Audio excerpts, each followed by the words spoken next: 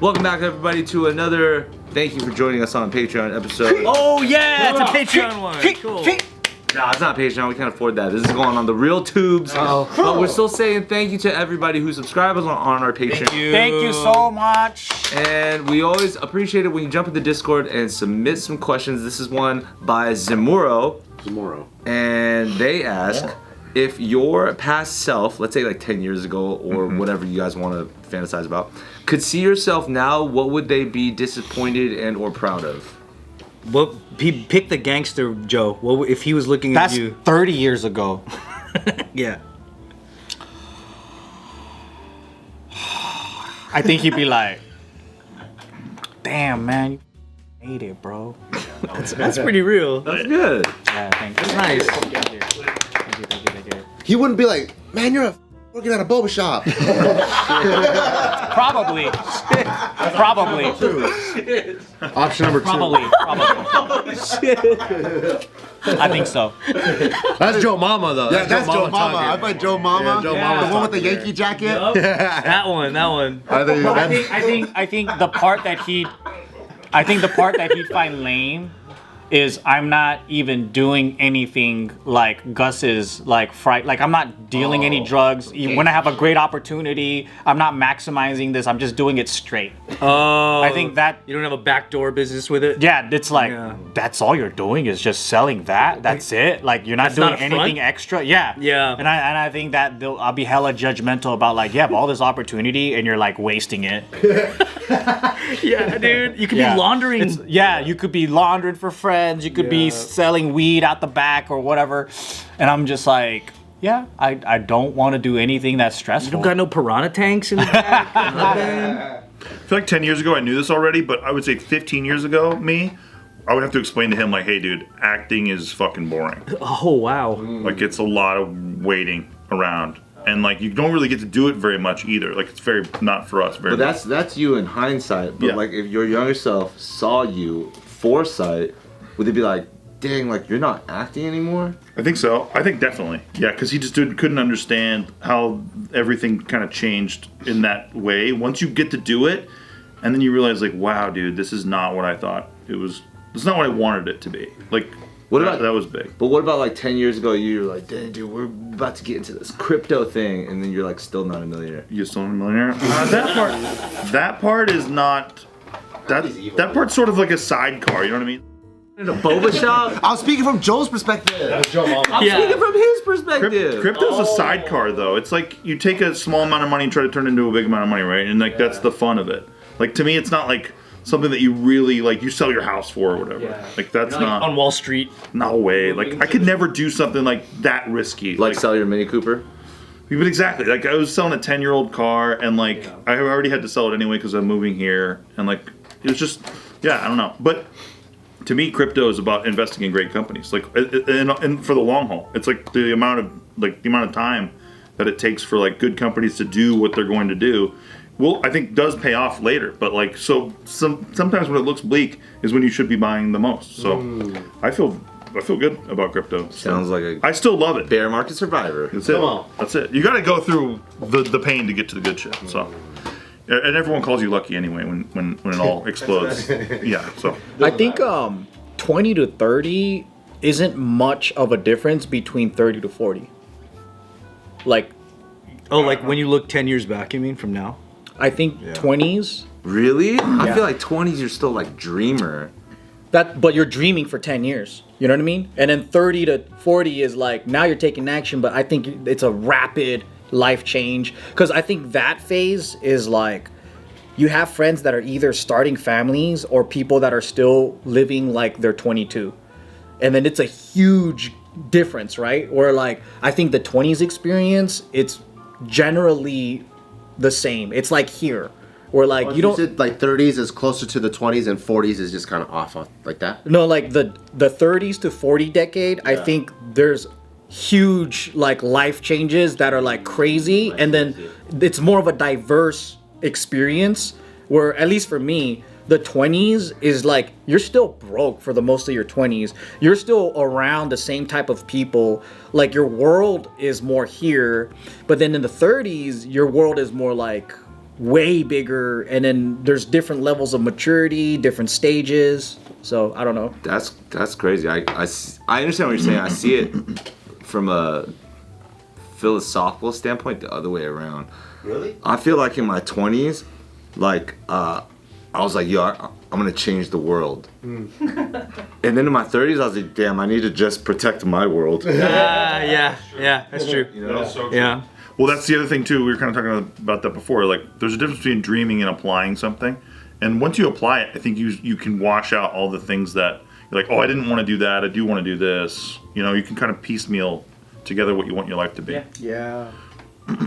Yeah, I think the 30s were like the application part and seeing the realities of everything and seeing it play out. Whereas 20s is a lot of hypotheticals, and then you're also just testing things and trying things, and then you're around other dreamers. But like, yeah, I think 20s is pretty exciting because it's like new, and then you are experiencing traveling for the first time and whatever. Yeah, but I think 30s is like now you see all of the actions you made mature and going into different ways. Yeah. And then you have friends that are like popping out multiple kids and then starting families and being like that. And then you have, you know, friends that are just still living and living as if like they're immortal and they're 22 still. And I'm like, seeing that, you kind of see like the life choices that people made and where they're going, and then like the friend groups changing. And I think in their 20s, like everyone's generally the same, and it's easy to make friends because everyone's just has free time to hang out and do drugs together. Do you think the 10 years ago you would see yourself now like that differently? Because, you know, like 10 years ago from the age we are now doesn't seem as drastic. What are you now? 37? 38? So 28 looking at 38. You probably would have thought you had kids by now or some shit, right? That's the biggest thing. Me too. Yeah, it has nothing to do with career as much because Yeah. in my 28, that's still like a pretty full adult type of like mentality, and I'm still doing the craft that I was doing. What were you doing exactly at 28? What was your exact life? 10 years ago was ABDC. That's when we were doing that, huh? Yeah. Oh, wow. Yeah, so like for me, I was like I had already been dancing for like 20 years or 10 years so to speak, but that's when like Kinja's like got like That's when it was like, world-renowned in a sense. okay. Yeah. So like that was the beginning of a rocket ship of an Don't you experience. think like that 10 years ago person would look at you now and be like, holy shit, that went really fucking far? It would be like that went really, really fucking far, and it's like you clearly made some sort of mistakes. Clearly, but I mean, nobody was anticipating a global pandemic type shit. Count. But to see it like in the future, if you didn't have any context and you just looked in the future, you would on the one hand be like, dang, that something went really far, but at the same time, like what happened with these things? How well Yeah. were you able to visualize the complex at 28? A giant studio. Yeah. The fact that you would end That up with was a the Google most campus of Insane, impossible dream. Yeah. Like That's what I mean. Like, if I still had that today and my 10-year ago self looked at that, I'd be like, you are king. You are the man. that's crazy, dude. Because like that was so impossible. I remember the first time even touring Maker, it blew my fucking brains to see like, because you know, coming up with YouTube, you meet other like creators and everyone's doing things out of their bedroom and stuff, and you know some people start having their own studios. And then like a huge inspiration to our downtown office at the time was because we toured different places, and you would be like, holy fuck, okay. the ceiling is way further than what I thought. It's like an airplane hangar in there. Yeah, and like people know how to like dream of things, execute on them. It was so fucking mind-blowing. And I think during the 20s is probably like the best time to capitalize on those things, because you could have that single focus. Like you could have that one passion and you just dive 100% deep. You place a pretty big bet on Yeah, yourself. 'cause you don't have too much real life coming at you. Versus I feel like in your 30s you start having like life coming at you, Reality checks. and then you're just like, oh, is this important? Is that important? And it's more like less like, how do I have the sickest sandcastle versus like, how do I just have a sandcastle that doesn't get washed away by waves? That's a good, that's a really good analogy. That's true, because in your 20s, you have hella time to just do your craft every day. And all your friends, you have all your friends to do too. And everyone around your same age, they're just like down. And then that's when you can really experiment without worrying about bills. Like you got some, but it's different. Like when you start having a family, you got bills to pay, you got a home to pay for, you got Yeah, that's kids. huge. Your life is still your own versus even just having a Yup. partner, and then it's like that's true. Yeah. that's huge. Did you accomplish anything within the last 10 years that the 10 years ago you couldn't have imagined? Like the fitness competition that you got won the swords, like anything like that would have seemed kind of almost comedically unpredictable. I think most of it. Yeah. Because most of it was like, I was just coming out of like, oh, college, good Asian boy, study, you know? So like, even the fact that me and Joe had a career doing fucking just stupid videos online, that was mind-blowing. But 10 years ago is 30 for you though. Yeah, 10 years ago. Oh, I was comparing like 20, 30, 30, 40. okay. Is that what you're talking about or no? Oh, I just meant like 10. just 10 years ago straight Oh, up. so it's just 30? 30, what is that, 2015? Was Ludacris popping? Not really. In movies. Fast and Furious. I definitely didn't think my pops would pass, that's for sure. I think that's one of the things where it's like, you know, when you're in 20s, you just think everything is status quo forever. How it is, So yeah. you're like, oh yeah, my grandpa passed when he was 90. All family members are gonna pass away when they're 90. But then like Gio's brother passed, and you're just like, oh shit, mortality is like a way serious, much more real thing. And so now you just consider like so much more. In terms of the stuff that I accomplished, I feel like most of my biggest achievements were before 35. Pretty much before Taika was born. Because I think the minute Taika was born, it almost like he shot up on the priority list, and nothing else mattered as much or is worth chasing. Oh, wow. Yeah. So kids kill your dreams. Yeah, kidding. What about like 10 years ago? You're looking at like JK News like engagement and numbers. Bro, that was like golden era. 10 years ago, I think it actually might be when we first made like $1 million on YouTube. Wow. That might have been the time where I'm like, dude, how does the money stop? We never said it out loud. I know. I think at that time it was probably like. I think also that's why we didn't really even save that much, probably both as a company and personally, because it just seemed like the water faucet Like a cash cow. going like crazy. I remember a time like our personal vlog channels, so outside of JK income, was like 30 G's a month.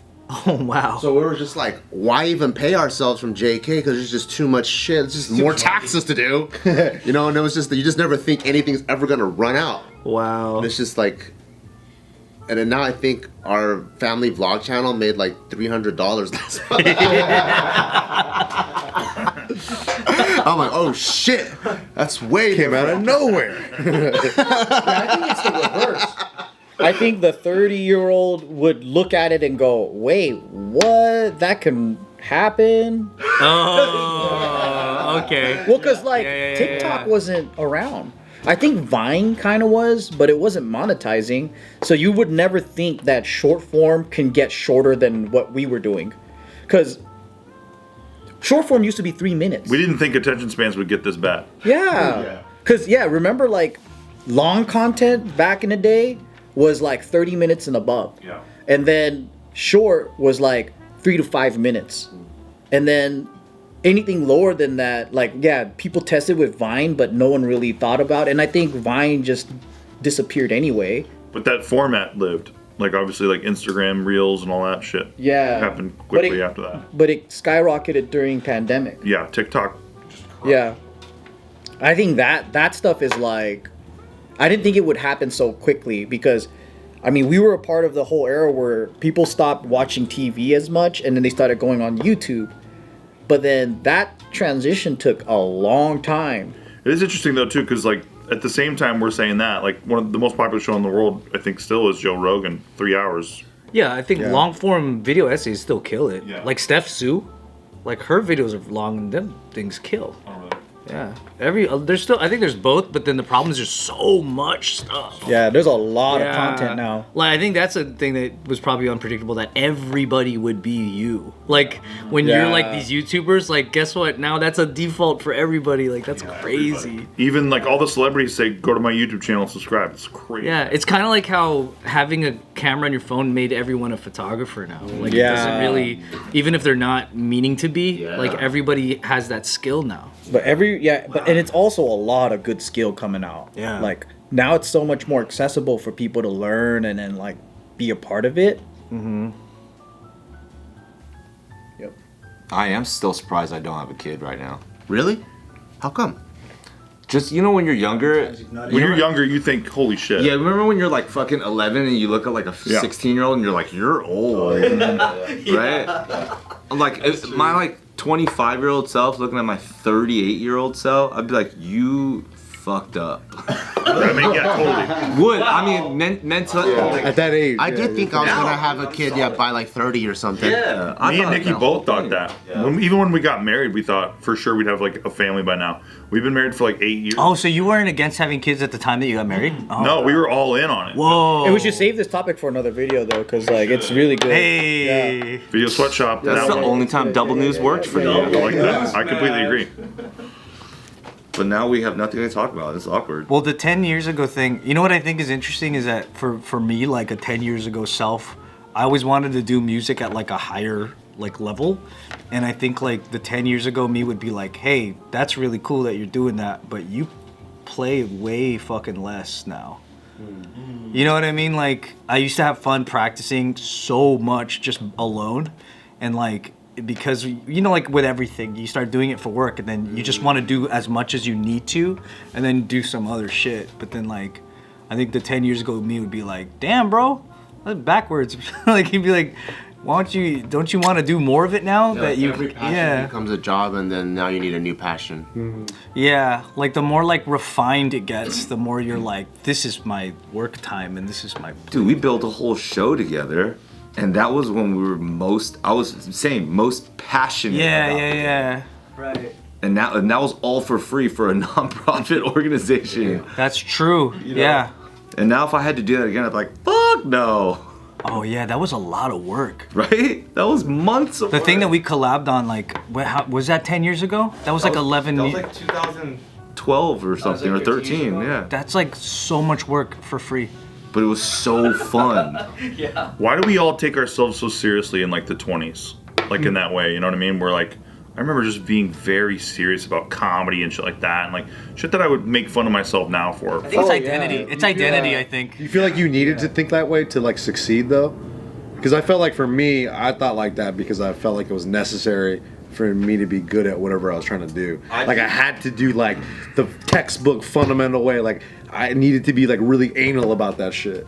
Like do it for love and a passion. I think that only crazy people are capable of doing crazy things. Yeah. Like if you don't like obsess over something, like there's no way you're gonna be better than the average I'm not person. crazy I enough. think we're just naturally obsessed about shit. I think I was fighting for my comedic perspective that maybe I didn't have solidified yet. Oh yeah. Sort of just like defending it from all these other things while it formed. Yeah. But like you just go too hard to paint sometimes. Did you feel like you had an I guess, I don't know, maybe it's a dumb question, but like you had an opposing style of comedy to all your other people? No, it's just it was still forming, and so I was just trying to protect it from like I didn't want to borrow from people or have them think I was. But then as soon as you're trying to establish yourself. Just up your own ass. Exactly, and you really I roll so hard about it. Yeah. Because you become hard to work with and you don't know that you're being a fucking pretentious little dick, you know? Yes. I was like that for sure. But I do think it's necessary. a part of the development of finding out what your voice is or Go who really your hard character and then is. start pulling. I think if You're like, I gotta chill. I think the self-aware people, usually people like you guys, like that I like, they can look back and see that. It's but so the people cringy. who can't do that don't grow, No. and that's always a yikesies. And they're annoying. But it's kind of like you have to have that like contrarian like edge, right? To go, I can do it better. Right. And then you're trying to make a mark in the space Yeah. with your own style, and then you prove to yourself if your ideas were correct or not. But some people, they don't actually do the work, but it's just ego talking. Don't test their theories. They never test it. They never get humbled, and then they're just pretentious for no reason, and they don't do anything. I think that's the difference. Is that like I've met a lot of people who are just so obsessed with music and they get so good, and it's like they're their own best kept secret. It's like, dude, you're like a savant and you're not even putting yourself out. And then there's people that they care more about being known as a musician than being a musician. They care more about the reputation. Yeah. And they just want to do the bare minimum of like fucking learn chopsticks and then upload it. It's like, you know what I mean? Versus people that really care. But I do think in your 20s, you care more about the craft sometimes. Well, the people that do care more about the craft is because they don't got bills to pay. Yeah, I think you care more about the craft, and you're trying to like project that sort of. That's sort of how you wish you were. You know what I mean? People see that. You're like reaching for that, Right. but that's not really. You know, inside that's bullshit. Yeah. And I think that's like the inner voice. For sure, bullshit. It's all about the money. I actually wish I accepted that earlier. Really? In my craft. I Yeah. never had any experience with money at all in the beginning. That's why